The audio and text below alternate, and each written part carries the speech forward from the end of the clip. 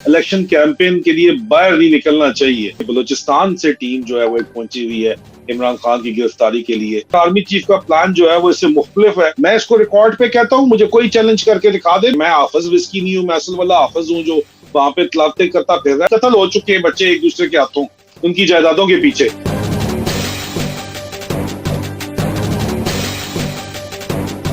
बिस्मिल्लाहिर्रहमानिर्रहीम। अस्सलाम वालेकुम पाकिस्तान। मैं हूं हैदर मेहदी और मेरा प्रोग्राम देखने का बहुत बहुत शुक्रिया। नाजरीन, जैसे हम हफ्ते में 2 दफ़ा मैं और मुजाहिद आदिल राजा हमारी मुलाकात होती है, आज वो पहला दिन है, वेंसडे। अगली आदिल के साथ फ्राइडे को होगी। Adil, welcome to the program. Sir thank you so very much, always a pleasure sir. अस्सलाम वालेकुम। आदिल, बहुत ही खतरनाक हालात हो गए हैं और 3-4 चीज़ों के मुतालिक आपसे सवाल करना चाहता हूँ। एक तो जो बहुत ज़बरदस्त बर्बरियत हुई है इस वक्त लाहौर में, एक आदमी को शहीद कर दिया गया, उसको इतनी बेदर्दी से मारा गया, वो बात करनी है। आसिम मुनीर ने जो ये बिजनेसमैन को बुलाया है और इसाक डार को जीएचक्यू में, और आसिम के बैकग्राउंड उसके मुतालिक पूछने हैं। और एक सवाल आपसे पूछना है, मरियम की उम्र का। उसने कहा है कि मैं इसकी बेटी के बराबर हूँ। तो मेरे पास बहुत एक अंदर की खबर आई है जो मैं आपसे पता करना चाहता हूँ कि क्या कुछ हमारे दोस्त जर्नैल जो हैं उन्होंने मुझे पैगाम भिजवाए हैं, वो मैं आपसे शेयर करना चाहता हूँ। पूछता हूँ, पता नहीं आपको आए हैं कि नहीं आएंगे। केपी के एक थ्रेट अलर्ट की बात हुई है और ये मौजूआत हैं। आदिल, ये जो लाहौर में हुआ है इसको आप कैसे देख रहे देखिए सर, ये जो इतना ब्रूटल फोर्स इस्तेमाल की गई है, स्टेट बार्बरिज्म की गई है, स्टेट ब्रुटलिटी, स्टेट टेररिज्म आप इसको कह लें, जो किया गया है, ये आपको 27 जनवरी के प्लान का जो है वो नजर आता है। सारे का सारा सिस्टम के 27 जनवरी को इन्होंने जो आपके चीफ ऑफ आर्मी स्टाफ हैं, उन्होंने एक प्लान दिया था। उसका नुक्ता नंबर 5 ये था कि इमरान खान को जो मर्जी हो जाए, जो अपनी इंतखाबात के लिए जो कैंपेन है इसको लीड करने के लिए बाहर नहीं निकलने देना। पैमरा का बैन और आज जो कुछ हुआ है, ये सरासर आपको ये बताता है बगैर वजह के नहीं हुआ। ये नुक्ता नंबर 5 जो जनरल आसिम मुनीर ने दिया था, ऑर्डर दिया था कि जो मर्जी हो जाए, इमरान खान को जो है वो इलेक्शन कैंपेन के लिए बाहर नहीं निकलना चाहिए। ये सर 27 जनवरी को मैंने इस प्लान को एक्सपोज किया था, और 27 को भी और 28 को भी मैंने इसके ऊपर ट्वीट की थी कि इमरान खान को बाहर निकलकर जिमनी इलेक्शन कैंपेन चलाने से बाज रखा जाए। और अब इलेक्शन अनाउंस हुए हुए हैं, इलेक्शन कैंपेन के लिए रैली थी, तो इमरान खान को रोकने के लिए ये हरकत की गई। और ये हरकत मेरे जराये का ये दावा है कि डीजीसी के ऑर्डर्स आए हैं, और डीजीसी को आपको पता ही है कि एक मेजर जनरल की इतनी औकात होती नहीं है कि वो अपनी मर्जी से ऑर्डर दे दे, उसको टॉप लेवल से क्लियरेंस आई होगी।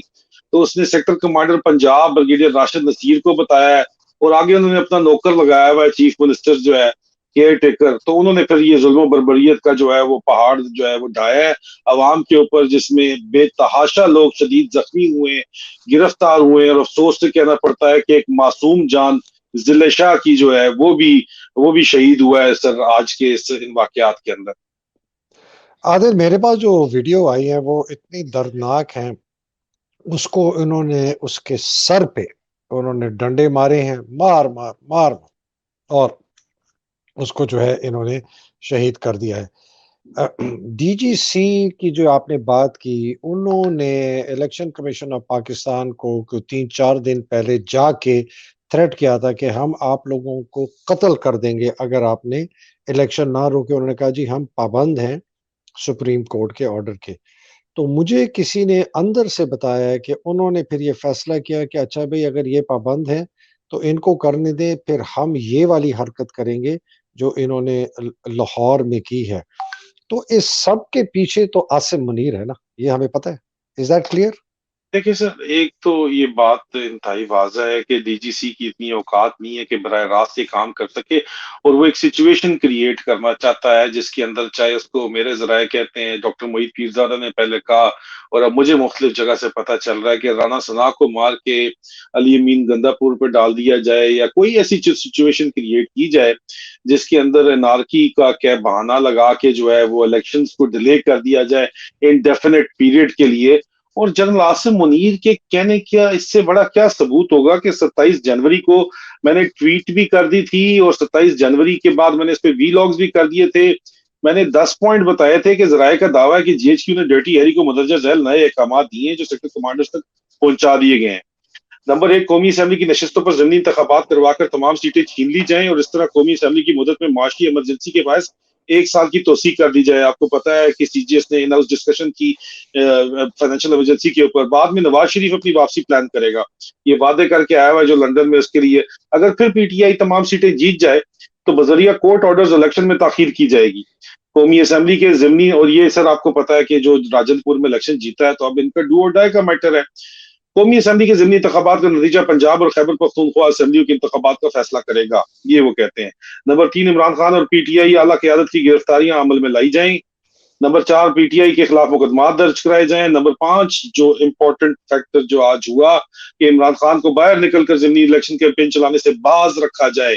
नंबर 6, नया बयानिया ये बनाया जाए कि इमरान खान और पीटीआई पाकिस्तान की माशी बदहाली के जिम्मेदार हैं। बिल्कुल आपको वही जो है वो मरियम नानी भी यही बोलती नजर आती है और तमाम लोग इनके लीडरशिप जो सामने इनका फेस है हैंडलर्स का, वो यही आपको कहता नजर आता है। नंबर 7, अगर पीडीएम फेल हो जाती है तो मार्शल का प्लान मौजूद है। आसिम मुनीर पीडीएम से अगर मार्शल में ज्यादा दिलचस्पी रखता है, मुबैना तौर पर अमरीकी सेक्रेटरी दिफा की जानब से ग्रीन लाइट आशीर्वाद मिल चुकी है, लेकिन सुना है स्टेट डिपार्टमेंट इसके ऊपर ओके नहीं कर रहा। अमरीकी दिलचस्पी अफगानिस्तान और चीन में है, ग्रेट गेम दोबारा शुरू होने जा रही है। अमेरिका की तो यही इंटरेस्ट होना है, जारी बात है, लेकिन हमारा इंटरेस्ट क्या है सर? पाकिस्तान का नेशनल इंटरेस्ट तो जो है वो रीजन के अंदर स्टेबिलिटी है। आप दोबारा उंगलबाजी अगर नेबर से करेंगे तो आपको छेड़ेंगे, आपको अमरीका 7 समुद्र पार से आके थोड़ी बचाएगा। नंबर 8, सदर आरिफ अलवी की सफारतकारी फेल हो चुकी है और पीडीएम उनको जो है इंतजार करिए उनकी रिटायरमेंट का, क्योंकि नंबर आसिफ अली जरदारी अगले सदर दोबारा लगना चाहते हैं और मौलाना फजल रहमान भी उम्मीदवार बनेंगे और बिलावल को वजीर आजम लगाना चाहते हैं और इस सारे चक्कर में मरियम को ये चीफ मिनिस्टर लगाना चाहते हैं पंजाब का, मगर आर्मी चीफ का प्लान जो है वो इससे मुख्तलिफ है। और नंबर 10, एक जरदारी सब पर भारी बड़ा गेमर है, कभी नून लीग को ताकतवर नहीं होने देगा, इसने शरीफों से अपने बदले मुकाने हैं।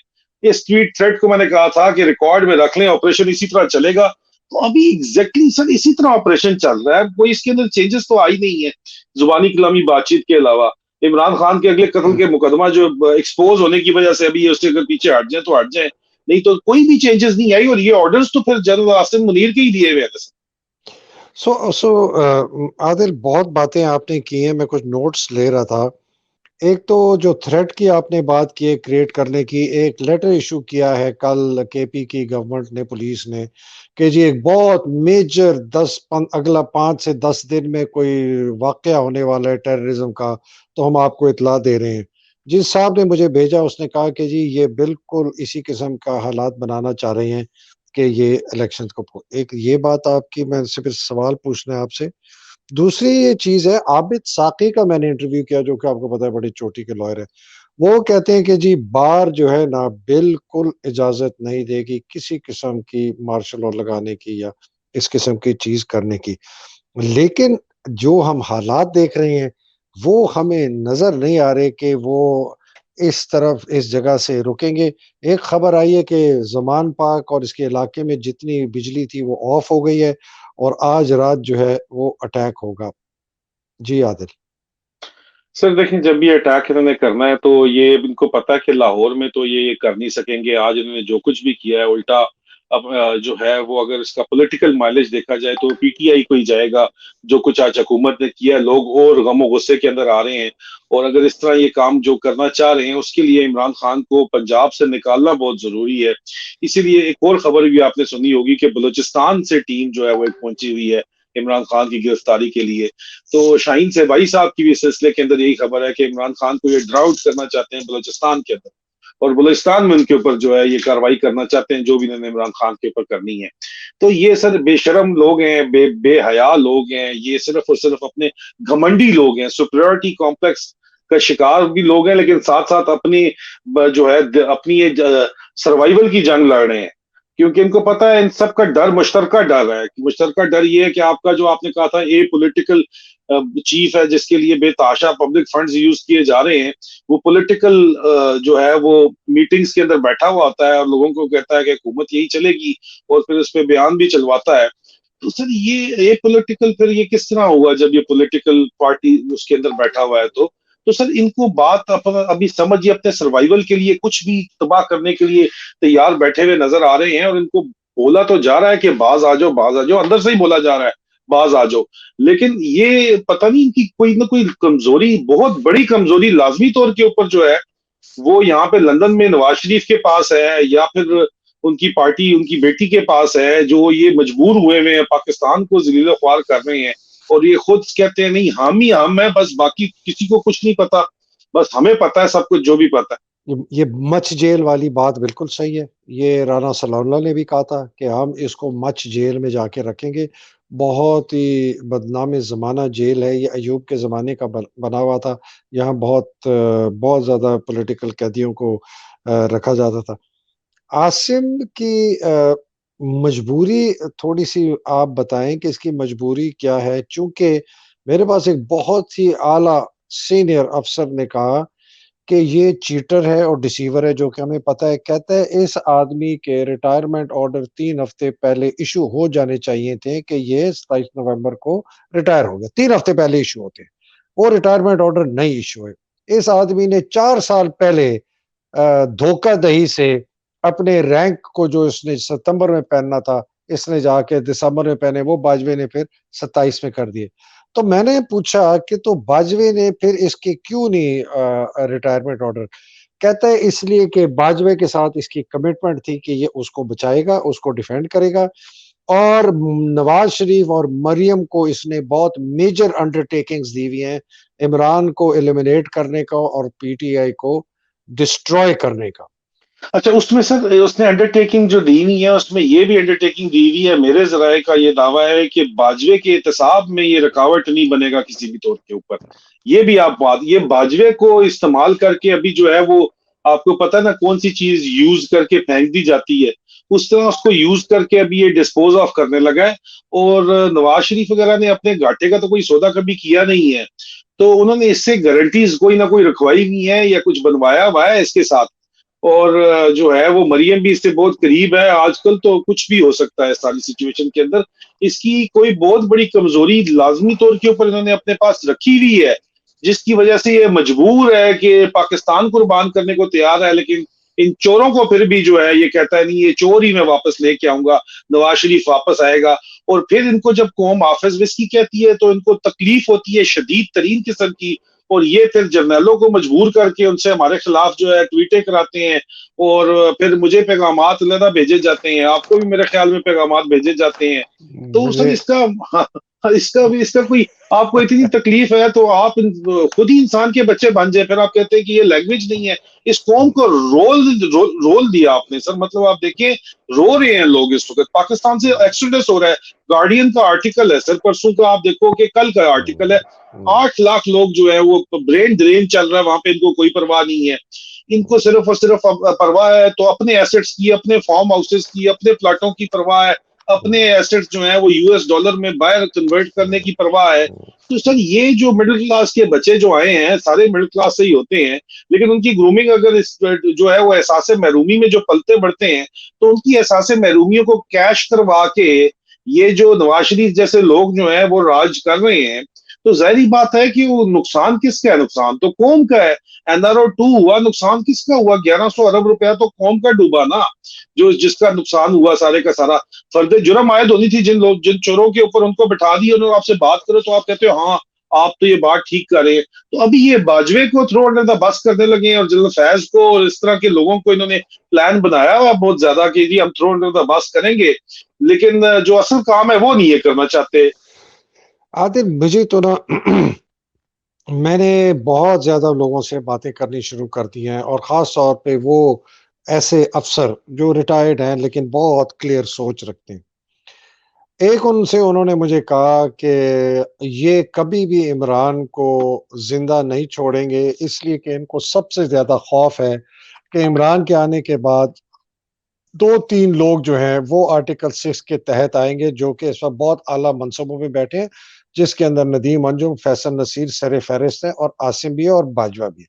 तो ये नहीं आने देंगे। अगर ये नहीं आने देंगे और खुदा न ख़ास्ता मेरे मुँह में खा कि असैसिनेट कर दें इमरान को, तो एक आग जलेगी, शायद भड़कती हुई आग ना लगे जिस तरह ये सोच समझ रहे हैं, लेकिन एक आग ऐसी जलेगी और उसका रिएक्शन ये होगा कि अंदर से इन्हीं के किसी आदमी ने एक आला हाई कमांड के बंदे को गोली से मार देंगे। ये उसने खुद मुझे पूरा डिटेल में लिख के ये भेजा। तो सर मैंने औ बात कह चुका हूँ, ये तो मैं रिकॉर्ड पे बात कह चुका हूँ और कि उसने इसको कहा आसिम को ये पैगाम भेजा जा चुका है सर। और आसिम को उड़ा दें, नदीम अंजुम को उड़ा दें, फैसल नसीर को उड़ा दें, किसी और कोर कमांडर को उड़ा दें, किसी और को उड़ा दें। और उन्होंने कहा कि जिस दिन वो हो गया ना, तो उसके बाद फिर ये झाका खुल जाएगा और ये जो सीनियर अफसर हैं इनकी family, the word he used was they will also become fair game, कि उनको भी मारना जो है ना अब ठीक है, और ये फिर उनको मारना शुरू कर देंगे। और उसके बाद जो है ना खानदान जो है ना वो भी डिस्पोजेबल कैटेगरी में आ जाएगा। और आपके पास पाकिस्तान में एक एनार्किक, शायद फ्रेंच रेवोल्यूशन ना आए लेकिन एक एनार्की फैलेगी और पूरी फौज के खिलाफ इतने बड़े ये एक मूवमेंट चलेगी। अगर उन्होंने ये इस किस्म की इतनी बड़ी मिसकैलकुलेशन की कि ये किसी तरीके से इमरान को एलिमिनेट कर दें, ये नहीं बचेंगे। ये नहीं बचेंगे, इनके खानदान नहीं बचेंगे, इनके बच्चे नहीं बचेंगे, जो किसी जहाज में चला के चढ़ गया। ये कितना सीरियस है आदिल? ये कोई मैं डराने वाली बात कर रहा हूँ या इसमें कोई रियलिटी है? नहीं सर, इट इज मेरी इंफॉर्मेशन एग्जैक्टली यही है कि even the present corps commanders हैं, अभी इसने एक्सटेंशन थोड़ी ली है जो डर्टी हैरी, इसके लिए 3 साल बाद की जो है सर, इतना ज्यादा कहते हैं इससे तमीज से बात करो। अभी दिल से गालियां निकलती हैं, बंदा किस तरह तमीज से बात करे। ये 3 साल बाद की इसकी एक्सटेंशन प्लान कर रहा है कि मैं प्लान गवर्नमेंट लाऊंगा, अपनी मर्जी की लगाऊंगा। ये अपने आप को पता नहीं क्या समझ के बैठा हुआ है ये डर्टी आस हैरी जो है। अच्छा हाँ, आसिम मुनीर की मैं एक्सटेंशन 3 साल बाद कराऊंगा अपनी मर्जी की गवर्नमेंट लाके, और वो हम्म, फिर मुझे लेफ्टिनेंट जनरल प्रमोट करके सीएमआई का पहले डीजीआई लगाएगा। अंदाजा करें आप, ये इनकी प्लानिंग तो इतनी लंबी है। फिर एक इनकी प्लानिंग है, अल्लाह की प्लानिंग है। साथ ही साथ सर ये प्रेजेंट कोर कमांडर्स, लेकिन अभी तो एक्सटेंशन नहीं हुई ना, तो ये present corps commanders they can speak up to the chief. वैसे ओटीएस का चीफ है, उसका पहला जो है इतना तगड़ा कोई बैकग्राउंड वैसे भी नहीं है, और है भी कॉम्प्रोमाइज्ड है और करप्ट है, ये भी अब बात सामने आ गई है। उसके फ्रंटमैन आपने खुद बता दी है। अब सर ये अब वो खुल के सामने आ गया, तो खुल के उसको कहा जा रहा है कि इमरान खान को मारने की सूरत में डिस्टेबलाइजेशन होगी और डिस्टेबलाइजेशन के नतीजे में तुम मारे जाओगे। अब उसने फौरी तौर के ऊपर क्या किया रिएक्शन में कि सदर पाकिस्तान को आरफ अलवी को भिजवा दिया इमरान खान के पास कि ये मैं नहीं कर रहा, ये झूठ है, ये सब कुछ जो है ये पीडीएम कर रही है। बाज नहीं आया। डीजीआई को चेंज करने पे, उसको खोड़े लाइन लगाने पे तैयार है, डीजीसी को कहता है मैं नहीं हिलने दूंगा, और उसकी टीम को नहीं मैं हिलने दूंगा। क्यों? क्योंकि उसने लॉबिंग करके इसको चीफ बनवाया है सर। अंदर खाता है ये अपने जाती मफादात के लिए पाकिस्तान के कौमी मफादात को कुर्बान पहले भी कर रहे हैं और आगे भी करने का इनका पूरा इरादा है सर। इनको पाकिस्तान की कोई फिक्र नहीं है। मैं इसको रिकॉर्ड पे कहता हूं, मुझे कोई चैलेंज करके दिखा दे। मुझे जीएचक्यू में सीनियर ऑफिसर्स ने ये बात की है, जुमे की नमाज पढ़ के रमजान के अंदर रोजा रखे हुए उन्होंने ये बात की है कि इनको पाकिस्तान की कोई फिक्र नहीं है। इनको फिक्र है तो सिर्फ अपनी फिक्र है सर, इसमें किसी को कोई शक नहीं होना चाहिए। और ये आदिल कोई सर, कोई आप एग्जेजरेटेड स्ट्रैटेजी नहीं पेंट कर रहे, ये तो आप बड़ा माइल्ड सा बता रहे हैं इंटरनल रिएक्शन। जो एक्सटर्नल रिएक्शन होगा सर, पूरे का पूरा जो आप देखो कि पूरे का पूरा जो सिस्टम है, ये पूरी फेडरेशन है, ये एट स्टेक आ जाएगी।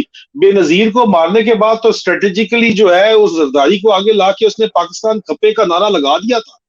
इमरान खान के बाद कौन पाकिस्तान खपे का नारा लगाएगा, आप मुझे बताएं।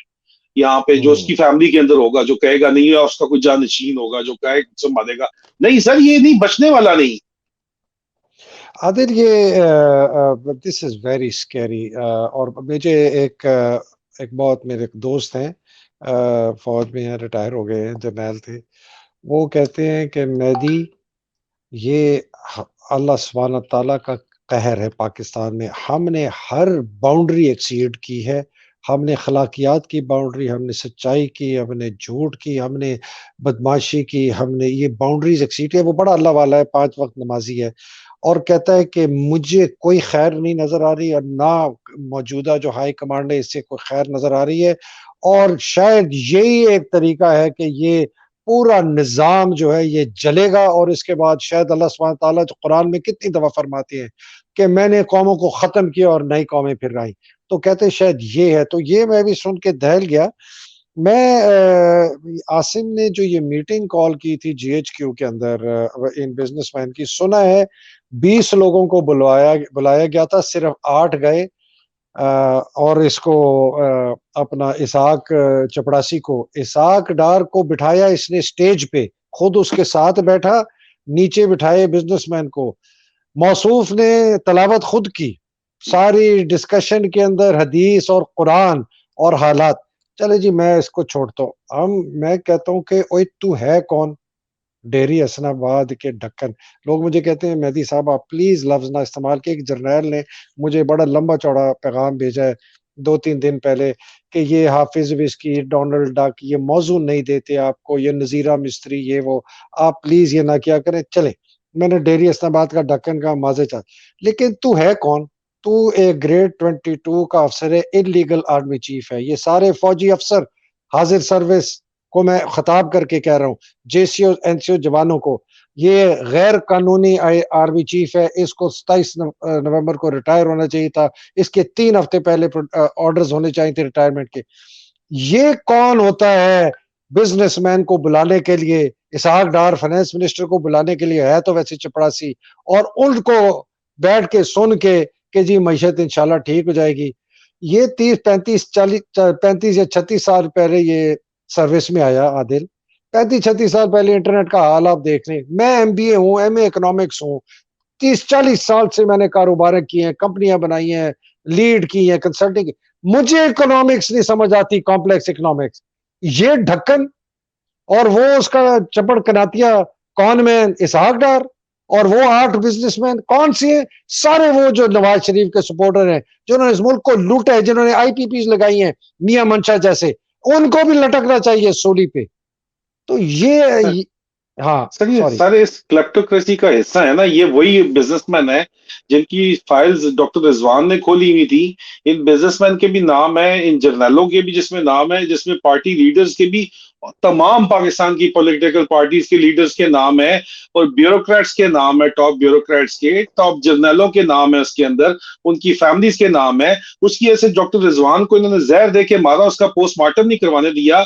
और अगले दिन जब वो है वो अरशद शरीफ शहीद के पास, अरशद शरीफ शहीद की पर्सनल टीम को भी ये बात नहीं पता कि अरशद शरीफ शहीद का जो असल जो खामोश मुजाहिद था वो डॉक्टर रिजवान था। डॉक्टर रिजवान ने वो 9 के 9 केसेस अरशद शरीफ शहीद को दिए, जो जिसकी वजह से उनकी डिवाइसेस, ये सैयद तस्लीम हैदर शाह कहता है कि डिवाइसेस इसकी जो है वो फरमाइशी कत्ल जो है उसका करवाया गया, किया जो है वो फैसल नसीर पार्टी ने, और करवाया यहाँ लंदन से किया, और मरियम ने जो है वो उसका फरमाइश थी ये, जिसके ऊपर, और अरशद शरीफ की डिवाइसेस उसके पास थी, और उसने कहता है ये टॉर्चर होते मैंने देखा है। और वो मेट्रोपॉलिटन पुलिस में उसने जाके पूरा अपना विटनेस स्टेटमेंट दिया हुआ है, और वो क्या कर सकता है? वो उसकी विटनेस स्टेटमेंट है, वो केस मैंने कंफर्म मेट्रोपॉलिटन पुलिस की कंफर्म कॉरेस्पॉन्डेंस देखी है, जो जेन्युइन कॉरेस्पॉन्डेंस है कि वो केस अभी भी चल रहा है जी। वो कहते हैं जी हमारी स्पेशलिस्ट इन्वेस्टिगेशन इसके ऊपर काम कर रही है।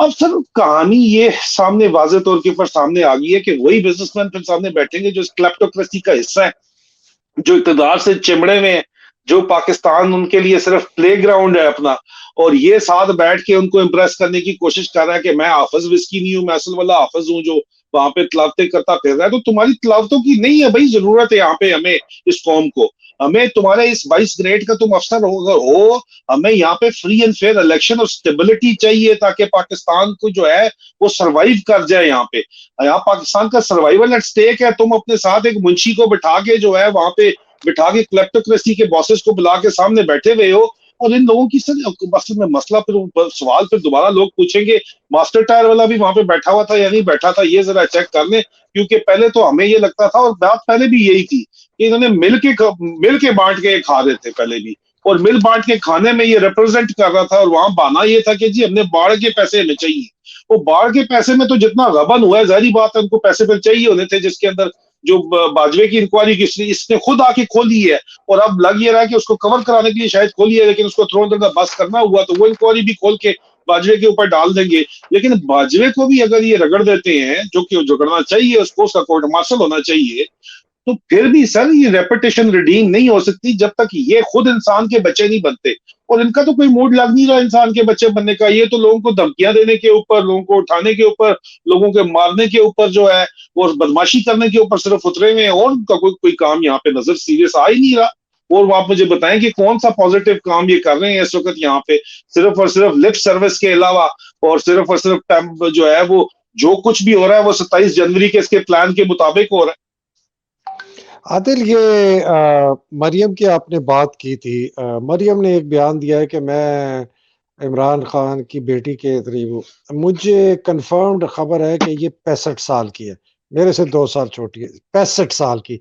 इमरान 71 साल का है, तो इमरान से 6 साल छोटी है। दूसरी इसने बात की, मेरी बड़ी धूमधाम से शादी हुई। बिल्कुल हुई थी धूमधाम से शादी, लेकिन शादी से पहले कि मेरे पास कल एक फोन आया, बहुत एक करीब जो लेफ्टिनेंट जनरल जावेद नासिर के बहुत एक करीब उनके साथी थे, उन्होंने कहा कि सर जब ये भागी थी सफदर के साथ तो नवाज शरीफ को बहुत गुस्सा आया। ये मैं फैक्ट लोगों को बताना चाहता हूँ, मैं उसकी कोई और बात नहीं कर रहा। मैं सिर्फ वो अपना बचा रही है कि जी मैं बड़ी पाक मेरा दामन था, होगा शायद। अ, जब ये भागी और तो उसके बाद जब पता चला कि कुछ और भी हो गया है, तो नवाज शरीफ बहुत सख्त गुस्से में आया और उसने जाके जावेद नासिर को कहा कि मैं इस बंदे को मरवा दूंगा, कत्ल करवाऊंगा। इसकी जुर्रत के इसने मेरी बेटी के साथ ये हरकत की। उसने जावेद नासिर, ये पब्लिक है, जितने लोग जनरल जी जावेद सर, नासिर को जानते हैं उनसे पूछ लें। मैं जाती तौर पे जानता हूँ। जनरल जावेद नासिर इनके जी, नवा DGISI इंजीनियर्स के सर, बिल्कुल। DGISI, वो दाढ़ी वाले सर जनरल मेरे दादा जावेद के बड़े करीबी दोस्त थे सर, और जनरल मेरे चाचे अच्छा, की। जी सर। जनरल जावेद नासिर गए बड़े शरीफ के पास। उसने कहा कि अगर आपके बेटे ने सफदर को कत्ल करवाया, इसके खिलाफ कार्रवाई होगी और ये बंदा, इसको फांसी हो जाएगी। ये नवाज शरीफ के मुतालिक कहा, आप इसको रोकें और उसको समझाएं। तो उन्होंने कहा क्या करें? उन्होंने कहा सवाए निकाह कराने के और कोई इसका चारा है ही नहीं। तो इनको फिर बुलवा के, इसको बड़ी मुश्किल से मनवा के नवाज का, इन दोनों का निकाह पढ़ाया गया। ठीक है जी। अब इस बात को मैं सिर्फ याद छोड़ता हूँ बिकॉज मैं नहीं चाहता कि लोग ये हमारे ऊपर तोहमतें लगाते हैं कि जी ये दाढ़ी रखता है, पीछे कलमा है और माथे पे वो है, और ये इस किस्म की बातें करते हैं। मैं सिर्फ उस औरत की जो कहती है कि मैंने नंगी वीडियो देखी, तौबा तौबा तौबा, मैंने नंगी वीडियो देखी, सर तौबा तौबा तौबा। मतलब के आदिल, ये मतलब वीडियो देखती भी है फिर कहती है तौबा। हम तो देखते भी नहीं है यार अभी तो। एनीवे, सर, आई जस्ट आपकी तोबा तोबा तोबा वायरल हुई भी है पहले भी मेरे इंटरव्यू के अंदर, अभी ये भी मुझे लगता है वायरल हो जाना क्लिप सर। नहीं, मैं सिर्फ क्लेरिफाई, मैं फैक्ट्स फैक्ट्स दे रहा हूँ। ये 65 सर, साल की है। इसका सर, बाप सफदर को कत्ल करवाना चाहता था कि जिस वजह से जो हरकत इन्होंने आपस में की। इसके सर, मियां शरीफ को जावेद नासिर ने जाके कहा कि आप ना करें, अगर आप करवाएंगे तो नवाज शरीफ को सजा होगी और सजाई मौत हो जाएगी। और उन्होंने कहा क्या करें? उन्होंने कहा जी सिर्फ एक ही चाह रहा है कि आप इनकी शादी करवा दें। भाई ये फैक्ट ऑफ द केस है। तो इससे आगे चलते हैं, आपके पास इसके अलावा कोई खबर है इनकी? सर मेरे पास तो इनकी तो हरकतें ही सामने मैं देख के हैरान और परेशान होते रहता हूँ। और यहाँ पे जो मैंने लंदन में ये रही है, अपनी प्लास्टिक सर्जरीज ये करवाती हैं, छोटी सी जो सर्जरी होनी है उसके बारे में तो मैं आपको पूरा पाकिस्तान जानता है। और उसके अलावा मुझे ये तो नहीं चल एग्जैक्टली पता कि चल, इनका क्या सिस्टम है, लेकिन विल लेकिन ये ड्रॉप सर दिस। बहरहाल कंफर्म है कि यहाँ पे लंदन मेट्रोपॉलिटन पुलिस में जो इनके खिलाफ इंक्वायरी चल रही है वो अभी भी it is an ongoing fact. ये I can confirm this sir. Arshad Sharif शहीद की शहादत और इमरान खान के ऊपर कातलाना हमले से मुतल्लिक जो सैयद तस्नीम हैदर शाह ने की हुई है sir, that I have seen the documents and everything, and that is a confirm fact. अच्छा आदिल, लास्ट क्वेश्चन। मैं ये किताब पढ़ रहा हूँ इनकी, जस्टिस जवाद ख्वाजा की। यार प्लीज जरूर पढ़ना, 16 years अ जज स्लॉटर्ड विदाउट अ नाइफ। बहुत जबरदस्त किताब। वो कहते हैं कि हमारा प्रीएम्बल जो है ना, जो कानून आइन से पहले जो एक करारदाद किस्म की है, उस पे सर, लिखा होता है कि लोगों की जो मंशा है, लोगों की जो राय है, लोगों की जो विल है, वो अपनी मंशा देती है इलेक्ट हुए हुए लोगों को कि उनके बिहाफ पर वो मुल्क का इंतजाम चलाएं, ये लोगों की मंशा है। वो कहता है पार्लियामेंट सुप्रीम नहीं है, कॉन्स्टिट्यूशन सुप्रीम नहीं है, लोगों की विल, लोगों की मंशा सबसे सुप्रीम है। उससे बुलंद सुप्रीम कौन है? सॉवरेनिटी ऑफ अल्लाह। तो ये कहते हैं, ये लोगों को समझ नहीं आती। लोग कहते हैं जी पार्लियामेंट इज सुप्रीम, कहते हैं नहीं, पार्लियामेंट से एक और सुप्रीम चीज है जो कि हमारे आइन में लिखा हुआ है कि will of the people is supreme after अल्लाह सुब्हानहू तआला। वो ये जब वो ये कहते हैं अगर ये लोगों को समझ आ जाए ना, तो ये जितने लोग ये बातें करते हैं, तो अगर हम will of the people is supreme और हम फेयर एंड फ्री इलेक्शन की तरफ नहीं जा रहे और ये इमरान को कत्ल भी करेंगे, सवाल मेरा आदिल आपसे ये है, मुझे जेन्युइनली बताएं, डू यू थिंक के फौज के अंदर ऐसे लोग हैं जो इस भयानक हरकत को रोकने के लिए कुछ करेंगे? देखिए सर, दो point of view. Optimistic point of view ये है कि मुझे तो ये बजाते खुद कन्वे किया गया है कि जिन लोगों को, जिन अफसरों को मैं खामोश मुजाहिद कहता हूँ, सीनियर ऑफिसर्स हैं, उन्होंने ये बात बराह रास्त आर्मी चीफ को कन्वे कर दी है, जो आपने अभी बात की है और आपके अपने सोर्स ने आपको बताया है कि आसिम मुनीर तू खुद मारा जाएगा अगर इमरान खान को कुछ हुआ। डिस्टेबलाइजेशन के नतीजे में म्यूटनी होगी और म्यूटनी में तुम मारा जाएगा, बिकॉज यंग ऑफिसर रिवॉल्ट के मूड में बैठा हुआ है। क्योंकि यंग ऑफिसर जो है वो बेचारा पिंडी से, पिंडी में पोस्टेड है, इस्लामाबाद से पिंडी आने के लिए भी उसको 6 दफा सोचना पड़ता है। वो पेट्रोल तक नहीं इस वक्त अफोर्ड कर पा रहा, तो वो फिर स्टेशन में बैठा, वो कुछ भी करने के लिए इस वक्त तैयार बैठा हुआ है। और नतीजा ये निकलेगा कि, और घर वाले अलग गालियां निकालते हैं, जो जनरल साहब आपको मैसेज करते हैं या मुझे मैसेज करते हैं, उन लोगों के अपने घर वाले उनके साथ एग्री नहीं करते हैं। तो यहाँ पे मामला ये है कि इतने ज्यादा खराब हालात हुए हुए हैं कि ये एज इट इज सब अच्छा वाला काम नहीं चल सकेगा, किसी सूरत नहीं चल सकेगा। पेसिमिस्टिक पॉइंट ऑफ व्यू ये है कि किसी को परवाह नहीं है, सब के सब इस थाली, एक ही थाली के चट्टे बटे हैं, लेकिन it is not possible sir. हर कोई अफेक्टेड है इस पूरे के पूरे निजाम का, इस पूरे के पूरे सिस्टम का, जिसमें जनरल ऑफिसर्स ने अपने महल बनाए हुए हैं पहाड़ों के ऊपर, पूरे पूरे पहाड़ खरीद के उनके ऊपर जो है वो फार्म हाउसेस बनाए हुए हैं।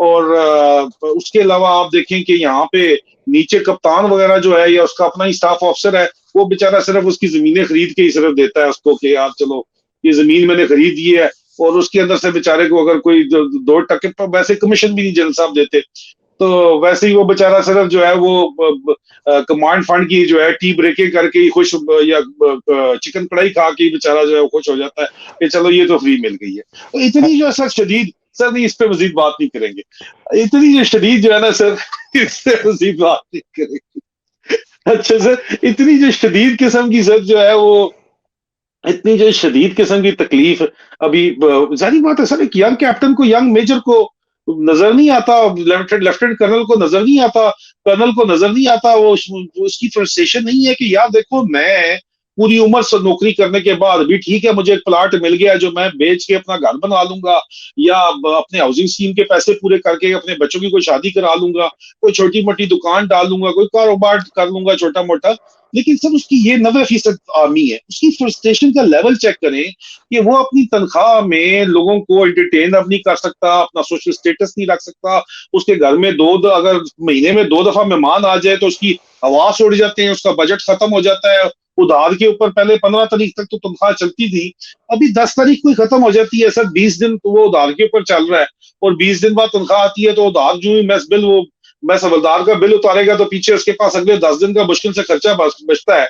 तो सर वो किधर जाए, वो फ्रस्ट्रेट नहीं है सर आपके ख्याल में? तो वो छोड़ेगा इन लोगों को। और दूसरी तरफ इनकी याशियां आप देखें सर, इनके बच्चों की गाड़ियां अलग है, इनकी स्टाफ कारें अलग है, उसका फ्यूल फ्री है, वो कमांड फंड से नॉन कस्टम पेड गाड़ियां ली हुई हैं, वो चल रही है, ऑर्डर आ गया था नहीं चलेगा, चल रही है ग्राउंड के ऊपर। बच्चों की अलग है, बेगम की अलग है। पहले नहीं होता था, 20 साल पहले जो जर्नैल थे इस तरह नहीं होता था सर। अब इस वक्त मौजूदा हमने अपनी आंखों से देखा है कि जी ये फलाने साहब बच्चे की है, फलाने बच्चे की है, बेगम साहब की फर्स्ट कार है, बेगम साहब की सेकंड कार है। और ये सब कोई वो नहीं कि 3 स्टार बन के, जो जिधर बैठा हुआ है उसने वहीं पे अटैच की हुई है गाड़ियां, उसी तरह चल रही है, याशियां टीए डीए प्रोग्राम चल रहे हैं, और उनकी फुल फ्लेज याशी चल रही है। टोनी अफसरों की और जर्नलों की वो देख के फ्रस्ट्रेट है नहीं होता, जो की अपॉइंटमेंट पे मैनिपुलेट कर सकते हैं, कमांड के ऊपर बैठे हुए, कमांड फंड नॉन ऑडिटेबल है, उसको मैनिपुलेट कर सकते हैं, तो वो कर रहे हैं, खुल के कर रहे हैं। तो सर वो नजर नहीं आता आपके ख्याल में लोगों को? आता है सही। सर, फ्रस्ट्रेशन होती है सर, तो ये हुँ, रिएक्शन भी आएगा उसका फिर। हुँ। आदिल, एक इसी बात पे ना एक जरनैल ने मुझे कहा कि मेहदी, तू मेरे घर आया है ना, तो मैंने कहा, कहता है कोई पहाड़ पे घर है, कोई पैलेस में मैं रहता हूँ, मैंने कहा नहीं। कहता है ओए सानू भी बख्शा कर। हाँ, तू और आदिल राजा तो जो तुम सारों को तुम रगड़ते हो, हमारे जैसे भी जर्नैल है। तेरे कोर्स में कोई जर्नैल करप्ट था? मैंने कहा कोई भी नहीं था। मेरे कोर्स के 4 जर्नैल थे, चारों के चारों बहुत क्लीन। तो कहता है अगर तेरे कोर्स के जर्नैल क्लीन थे, तो साडे कोर्स दे क्लीन नहीं हो सकते? कहता है काली भेड़े हैं, सब है, सब जानते। लेकिन 80% ठीक है, 20% खराब है। मैंने उस पे कहा नहीं, बिकॉज़ मेरे दिमाग में ये फ्लिप है। मेरा ख़्याल है 20% अच्छे हैं और 80% जो है करप्ट हैं। आतिफ, सवाल, और एक और ने मुझे बहुत सख्त बात की, जो कि ये वो भी जर्नैल दोस्त है। वो कहता है हैदर मेहदी, 7 वाला घर जल रहा है ना, तो मैं कहता हूँ ठीक है। मेरा घर तो नहीं जल रहा। कहता है हम सब जर्नैल इस चक्कर में है कि 7 वाला घर जल जाए, मेरा घर बच जाए, लेकिन हैदर मेहदी किसी का घर नहीं बचेगा। ये मेरा दोस्त है और इसने मुझे कल रात ये बात की। कहता है हम सब के घर जलेंगे, हम सब इसमें रगड़े जाएँगे। तो आदिल, कोर्ट्स, लॉयर, आर्मी में मुहिब्बे वतन लोग और अल्लाह सुब्हानहू व तआला की ज़ात, यही 4 चीज़ें हैं या और भी कुछ है? यही है सर, अभी इसके अलावा और आप क्या कह सकते हैं? कोई मर्द मुजाहिद जो है वो अल्लाह अल्लाह पाक दिलों में बांट डालने वाला है, अल्लाह दिलों में बांट डाले तो इनको कोई शर्म आया आ जाए। बाकी सर 20 साल पहले ये जर्नैल नहीं थे। 20 साल पहले जर्नैल बहुत फर्क थे। जनरल अमजद शोएब अमजद जो है, जनरल अमजद शोएब, वो भी एजुकेटेड जनरल रहे हुए हैं सर। उनके तो आपने बताया था पिछले दिन, हर कैंट में वो हर कैंट में, हर डीएचए में एजी को मिलता है प्लॉट। आपने ये बात की थी, तो वो तो सर एजी थे, उनको तो नहीं मिला इस तरह के प्लॉट्स, इस तरह की बेनिफिट्स तो नहीं थे उनके पास सर। तो वो तो उसी घर में रह रहे हैं जो बैरिया में उन्होंने बनाया है, पीछे लॉन बना लिया आधे प्लाट पे, आधे पे घर बना लिया, लोग आते हैं बाहर बैठते हैं। वो तो हमने अपनी आंखों से बेताशा इनके साथ के जर्नल है उनको देखा है, जो ठीक है रिस्पेक्टेबल जिंदगी गुजार रहे हैं, लेकिन इस तरह नहीं। उनमें भी थे जरूर सर, कुछ ऐसे थे, कुछ नाम ऐसे थे जिनकी जायदादें उनके पीछे, उनके बच्चों में लड़ाइयां आज दिन तक हो रही हैं। उनके बच्चे बड़े हो गए हैं, लेकिन उनके बच्चों की लड़ाइयां नहीं खत्म होती, कत्ल हो चुके हैं बच्चे एक दूसरे के हाथों उनकी जायदादों के पीछे। लेकिन मेजोरिटी सर इस तरह की भी आपको नजर आती है। 20 साल पहले ये जनरल मुशर्रफ के दौर के बाद से जो जनरल बनना शुरू हुए हैं, जिन्होंने अपने स्टाफ ऑफिसर्स को, एक स्टाफ ऑफिसर सिर्फ रखा इसलिए होता था कि वो घर बनाएगा उनका आके, ठीक है। और फिर कुछ ऐसे भी फिलोसफर बन के यहाँ पे ऑफिसर्स बैठे हुए हैं, जिनको ये बात करें तो वो नाराज हो जाते हैं, माइंड कर जाते हैं। तो ये तो सर टेन्योर, चाहे वो कितने ही बड़े जो हैं वो कमांडो शमांडो क्यों ना हो, लेकिन काम उन्होंने यही किए हैं सारे के सारे, बिकॉज ये एक सेट ट्रेंड पैटर्न नजर आया कि पैसा ही सब कुछ है। तो जर्नैलों ने कहा जी हमने पैसा बनाना है, हमने इतना पैसा बनाना है कि हद अखीर मुकानी है। तो सर वो सामने नजर आया, और उसके में पिछले 20 साल में जो आपको नजर आता है, उसमें पहले आपको करप्ट ढूंढना पड़ता था जर्नैल, अभी यहाँ पे आपको हलाली जर्नैल ढूंढना पड़ता है सर, ये फर्क। Adil, thank you very much. जो मुझे समझ आई है आपकी आज बातों से, वो ये समझ आई है कि आसिम मुनाफिक है, फ्रॉडिया है, चोर उचक्का बदमाश है।